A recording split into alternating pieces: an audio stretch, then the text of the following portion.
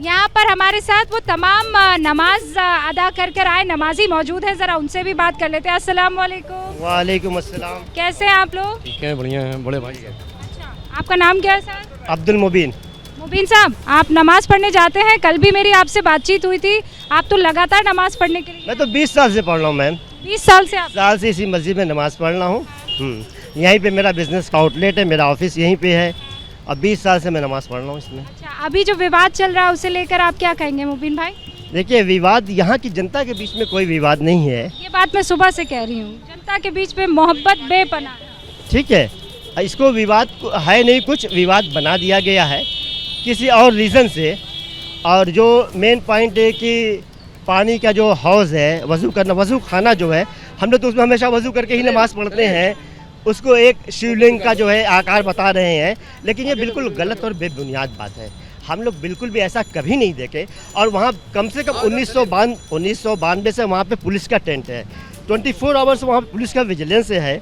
अगर ऐसा कुछ होता तो कभी कोई रिपोर्ट करता। अब कह रहे वो पानी से भरा हुआ था। पानी भरा, बिल्कुल सही बात है। उसमें पानी खाली हुआ तब जाकर लगा, और हो सकता है कि वहाँ जो मुस्लिम पक्ष के लोग जाते थे उनको इस बात का एहसास ही नहीं होगा कि वहाँ पर कभी शिवलिंग था, क्योंकि वहाँ तो आप वज़ू खाने के तौर पर उसे इस्तेमाल करते।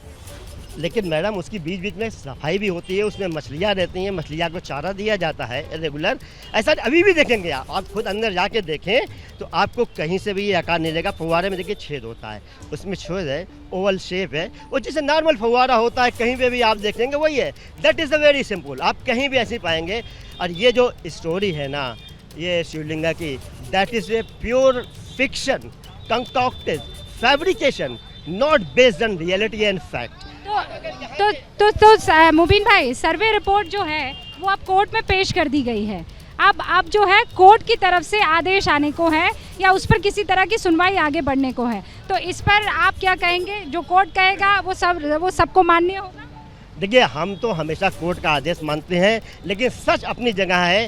कोर्ट का कोई भी आदेश हो, सच बदल नहीं सकता। जो हम लोगों ने अपनी आंखों से देखा है, बचपन से यही पैदा हुए, हमारे बाप दादा हम लोग हमेशा आते हैं, क्योंकि आज की नहीं बात है कि हम आज से जा रहे हैं, ऐसा नहीं है। तो हमारे दिमाग में जो तस्वीर है, जो हम देखते हैं, जो हकीकत है, वो बदल नहीं सकती।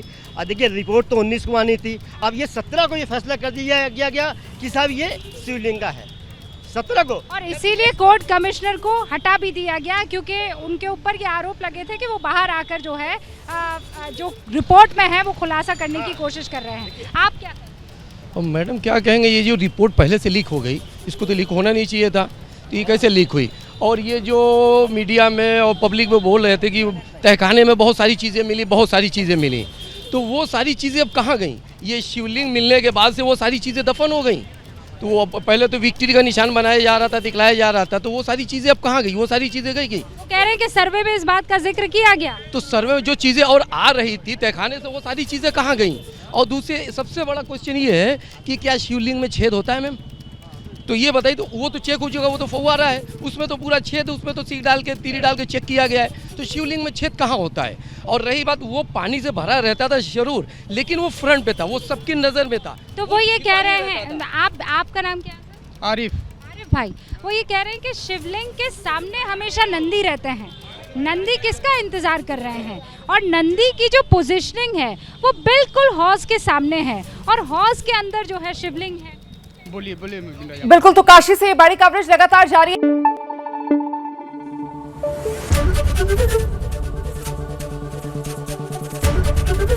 एबीपी न्यूज आपको रखे आगे।